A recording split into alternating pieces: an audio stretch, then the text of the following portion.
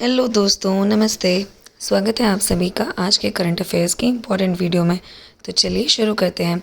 ये टॉपिक है environment and ecology का। तो इसमें सबसे पहला पॉइंट ये आया है कि scientist will start drilling in Arctic to serve a sample of ancient ice for analysis. मतलब वो कुछ सैम्पल सेव करने जा रहे हैं एंशियंट आइस का, ताकि ये देख पाएँ कि कुछ फ्रोज़न लेयर्स थी जो एशियंट आइस की, वो शायद मेल्ट हो गई हों।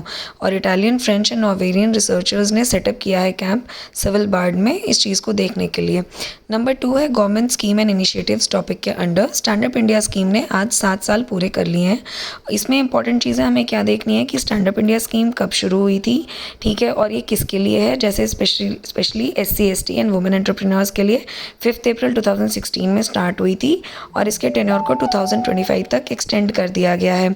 टोटल बेनिफिशियरीज में से 80% वुमेन है और more than 1.8 lakh women and SC ST entrepreneurs have received loans for more than 46,000 crore rupees. ठीक है, अब स्टैंड अप इंडिया स्कीम के आगे तक आप ये देखें कि बैंक लोन्स कितने फैसिलिटेट हो गए हैं। अब इनको बढ़ा दिया गया है 10 लाख से लेकर 100 लाख तक उन्होंने लिमिट कर दी है। ठीक है, तो इसमें एज लिमिट याद रखने वाली होगी, वो होगी कि 18 ईयर्स एंड अबव। ये एज का क्राइटेरिया उन्होंने मैंडेटरी रखा हुआ है। और अगर कोई मतलब ग्रुप में लोन ले रहे हैं तो एटलीस्ट 1 बोरोवर पर बैंक होना चाहिए। ठीक है, इसमें स्टैंड अप इंडिया स्कीम में। थर्ड टॉपिक आता है इंटरनेशनल न्यूज़ का। इसमें है कि जो फिनलैंड देश है उसने अब नाटो ज्वाइन कर लिया है। नाटो के ऊपर क्वेश्चन आएगा बिकॉज नाटो की वजह से ही रशिया और यूक्रेन के बीच में कन्फ्लिक्ट चल रहा है, हमें पता है। और ये 31st मेंबर बना है इस मिलिट्री अलायंस का ऑन 4 अप्रैल। और इसकी वजह से रशिया ने कड़ी चेतावनी दी है फिनलैंड को कि उसे आगे उसके कॉन्सिक्वेंसेस झेलने पड़ेंगे। नाटो के ऊपर क्वेश्चन बहुत बढ़िया से आएगा कि ये नाटो होता क्या है, मेंबरशिप क्या है इसकी, ठीक है, इसका फुल फॉर्म क्या है। तो पता ही है सबको, नॉर्थ अटलांटिक ट्रीटी है, ठीक है, 1949 में बनी थी। इसके हेडक्वार्टर्स ब्रुसेल्स में है, बेल्जियम में। और inter governmental political and military alliance है। कितने लोगों का? 31 north American and European countries. 31st country कौन सी है? फिनलैंड। इस पर क्वेश्चन आएगा कि भाई फिनलैंड कौन से नंबर की कंट्री ऐड हुई है। और इस पे थोड़ा सा डिटेल में आप जाके रशिया और यूक्रेन का कन्फ्लिक्ट ज़रूर पढ़ लीजिएगा कि वो किस चीज़ को लेकर स्टार्ट हुआ है। ठीक है, और 4th पॉइंट आता है अब टॉपिक बायोटेक्नोलॉजी एंड डिसीज़ में। तो इसमें जो NDRI है हमारे देश की, नेशनल डेयरी रिसर्च इंस्टीट्यूट, इसने प्रोड्यूस किया है गंगा, द फर्स्ट फीमेल देसी गिर काफ, और जिसकी क्लोनिंग उन्होंने कर दी है। ठीक है, तो इंडिया की जो फर्स्ट क्लोन गिर फीमेल काफ है उसका नाम गंगा रखा है, वो 32 kg की है। अच्छा, अब इसमें आपको क्या क्या पढ़ लेना है? NDRI करनाल के बारे में पढ़ना है, उनके डायरेक्टर कौन है, ठीक है, और कौन से डॉक्टर्स की टीम ने किया है, और क्लोनिंग में उन्होंने क्या टेक्निक यूज़ की है। जैसे ओवोसाइट्स को उन्होंने आइसोलेट किया है from live animals using ultrasound guided needles and then they have matured it for 24 hours, ठीक है, कंट्रोल कंडीशंस में, ताकि वो क्लोन बन पाए। और somatic cells from elite cows ऐसे यूज़ हुए हैं, ऐसे डोनर जीनोम से, जिनको फ्यूज़ किया है OPU डिराइव्ड न्यूक्लिएटेड ओसाइट्स के साथ। अब NDRI कब स्टैब्लिश हुआ था? 1923 में बैंगलोर में। और हेडक्वार्टर्स कहाँ है? करनाल, हरियाणा में। और डॉक्टर धीर सिंह इनके करंट डायरेक्टर हैं। तो ये मैं बता चुकी हूँ आपको कि ये चीज़ें ही पूछने आएंगी अगर वन लाइनर में कुछ आता है तो। अब टॉपिक है डिफेंस का। उसमें है कि लैंड वर्जन जो है एंटी टैंक गाइडेड मिसाइल अमोगा 3 का, उसको सक्सेसफुली टेस्ट कर लिया गया है। तो ये किसके अंडर है स्कीम? आत्मनिर्भर भारत। अब आत्मनिर्भर भारत पे भी ज़रूर क्वेश्चन आएगा दोस्तों, और इससे रिलेटेड होगा अमृतकाल जो हमारा चल रहा है, 75th जो एनिवर्सरी चल रही है इंडिपेंडेंस की हमारी, उससे रिलेटेड ये सब क्वेश्चंस आएंगे। ठीक है, तो भारत डायनेमिक्स लिमिटेड BDL ने ये डेवलप की है 3rd generation man portable Amogha 3 missile. ठीक है, इसकी टेस्टिंग हुई है। तो अमोगा 3 मिसाइल के बारे में सारी चीज़ें पढ़नी होंगी। उसमें कौन से वेक्टर लगे हैं, जैसे थ्रस्ट वेक्टर कंट्रोल लगा है, वो स्मोकलेस होता है और ये लॉक कर सकता है टारगेट को बिफोर लॉन्च, और हिट करेगा टारगेट को सीधे टॉप अटैक में और डायरेक्ट अटैक मोड में। तो ये इन्होंने डेवलप, भाई करने वाला कौन है? Obviously Hindustan aeronautics limited.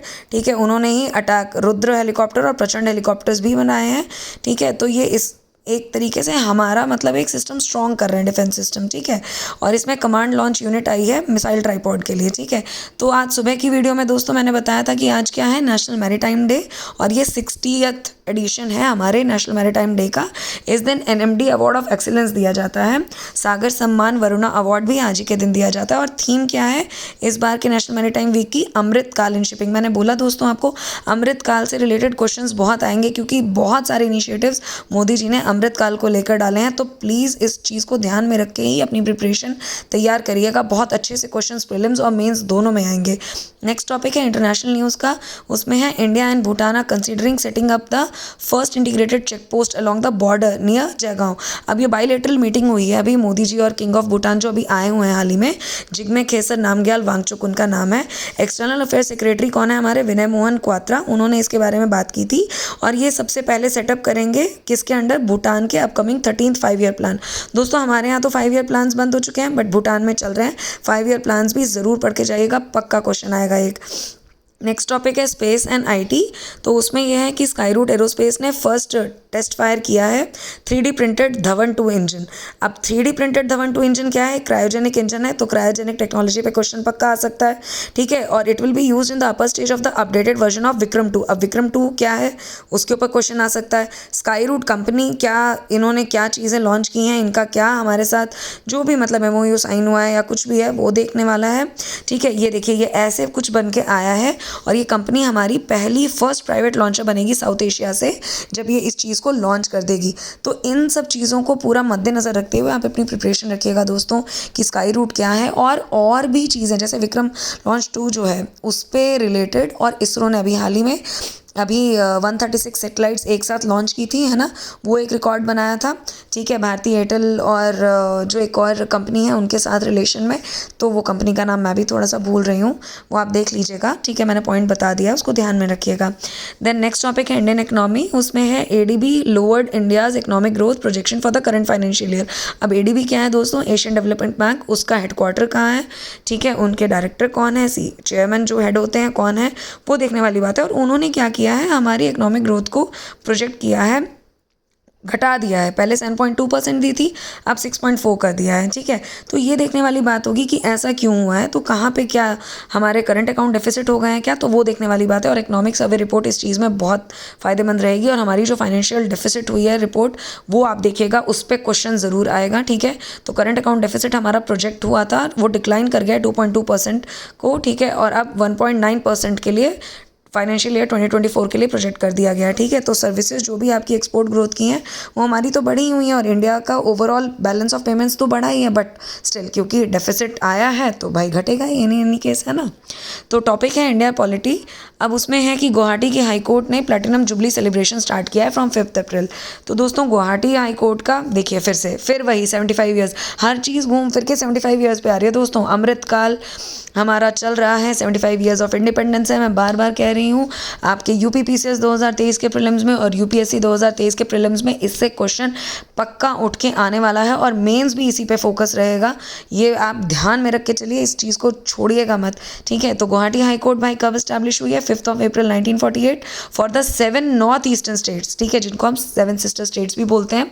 और ओरिजिनली ये high court of Assam and Nagaland थी, बट लेटर ऑन इसको रीनेम कर दिया गया गुवाहाटी हाई कोर्ट 1971। और it has the largest jurisdiction in terms of states. उनके पास 4 स्टेट हैं, असम, नागालैंड, मिजोरम एंड अरुणाचल प्रदेश।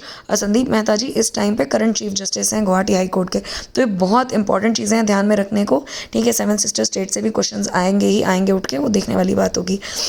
दोस्तों प्लीज़ सब्सक्राइब करिएगा ताकि मैं मोटिवेटेड रहूँ आप लोगों की भी मदद करने के लिए और थोड़ा खुद को भी, क्योंकि मम्मी की तबीयत ठीक नहीं चल रही है, तो मैं थोड़ा अपने आप को अफलोट रख पाऊँ। चलिए आगे चलते हैं। पर्सनालिटी इन न्यूज़ तो क्या है, अब इसमें अंजलि शर्मा जी हैं। उन्होंने किलिमंजारो पीक को, जो कि साउथ अफ्रीका में है, उसको उन्होंने कॉन्कर कर लिया है वियरिंग अ लुआंचरी। लुआंचरी क्या है? इनका एक खुद का ट्रेडिशनल ड्रेस होता है हिमाचल प्रदेश का, ठीक है। ये कहाँ की रहने वाली हैं? गमरू की, और ये 15 साल की हैं। माउंट किलिमंजारो की हाइट पूछी जाएगी, ठीक है, अराउंड 289 समथिंग उसकी फीट की हाइट है। और उसके बाद ये कीबो माउंटेन समिट में आती है, one of the highest 3 volcanic formations है। और किलिमंजारो क्या है? 4th most prominent peak in terms of topography on earth, ठीक है। तो ये चीज़ है। और माउंट किलिमंजारो बहुत ही ज़्यादा फेमस हो रखी है, बहुत न्यूज़ में, क्योंकि बहुत लोगों ने चढ़ाई चढ़ी है। और उत्तर प्रदेश की भी एक लड़की हैं जिन्होंने ये अभी हाल ही में अचीव किया है, उनका नाम कमेंट सेक्शन में मुझे बताइएगा आप लोग। अब टॉपिक है अगला एनवायरनमेंट एंड इकोलॉजी। उसमें है कि India celebrated the completion of 50 years of project tiger. बहुत इंपॉर्टेंट है, प्रोजेक्ट टाइगर पे पक्का क्वेश्चन आएगा और इसी के साथ आप तैयारी करिएगा। मैं बता दूं आपको, ये प्रोजेक्ट चीता जो कूनो नेशनल पार्क में आया है, ठीक है। तो अब पहले प्रोजेक्ट टाइगर पे देख लेते हैं। कूनो नेशनल पार्क के लिए मैं एक अलग से वीडियो बनाऊंगी दोस्तों, आप बस इस चैनल को सब्सक्राइब करिए और बस कभी भी फ्री टाइम में थोड़ा सा रिवीजन के लिए थोड़ा सा देख लिया करिएगा मेरे वीडियोस, तो थोड़ा आपको ब्रश अप हो जाएगा। प्रोजेक्ट टाइगर ऑब्वियसली ये 3 दिन का प्रोग्राम ये रखेंगे मैसूर में। क्यों मैसूर में? और मैसूर में मोदी जी जा रहे हैं। क्यों जा रहे हैं? बिकॉज वहाँ पे बहुत फेमस नेशनल पार्क है बांदीपुर नेशनल पार्क, वो चामराजनगरा बेल्ट पे पड़ता है। और मुझे ये क्यों पता है दोस्तों, क्योंकि मैं भी मैसूर में रह चुकी हूँ और मैसूर बहुत ब्यूटीफुल जगह है। अगर आप लोग कभी हो पाए, आप जा पाएँ तो प्लीज़ वहाँ जाके ज़रूर घूमिएगा। That is called as heritage city of our country. बहुत ही बढ़िया बेहतरीन तरीके से वो सेटअप हुआ है, तो आप देखिएगा उसको। अब इंडियन इकोनॉमी के ही टॉपिक में नेक्स्ट है कि वर्ल्ड बैंक ने इंडिया की हमारे financial growth for the financial year 24 के लिए उन्होंने फोरकास्ट किया 6.3%। पहले थी 6.6%, बट इन्होंने भी अब घटा दी है, 6.3% कर दी है। अब वही बात है ना दोस्तों कि डेफिसिट हो रहा है हर जगह।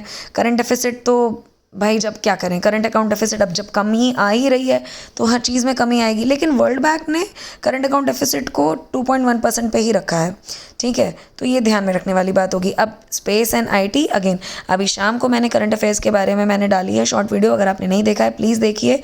वो है नासा के मिशन मून को लेकर, जो कि है आर्टेमिस 2 जिसका नाम है। और वो first women and first black astronauts को भेज रहे हैं। उसमें 4 मेंबर्स की वो टीम है।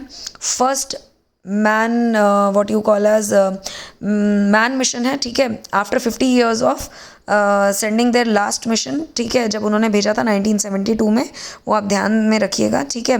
और आर्टेमिस 2 क्या है, ये एक ऐसे पॉइंट पे जाएगा लाइक 2,30,000 माइल्स अवे फ्रॉम अर्थ, और कैनेडी स्पेस सेंटर फ्लोरिडा से ये लोग लॉन्च करेंगे, ठीक है, यूजिंग द SLS रॉकेट। तो इसको आप बहुत अच्छे से ध्यान में रखिएगा। और दोस्तों अगर आपको चाहिए कि अगर मैं किसी और स्पेसिफिक वीडियोस पे मतलब किसी और टॉपिक्स पे स्पेसिफिकली वीडियोस बनाऊँ तो प्लीज़ मुझे बताइए, तो मैं उस चीज़ पे भी डालूँगी। और अगर आपको ये वीडियो अच्छी लगी हो तो प्लीज़ लाइक और सब्सक्राइब करिए। Thank you.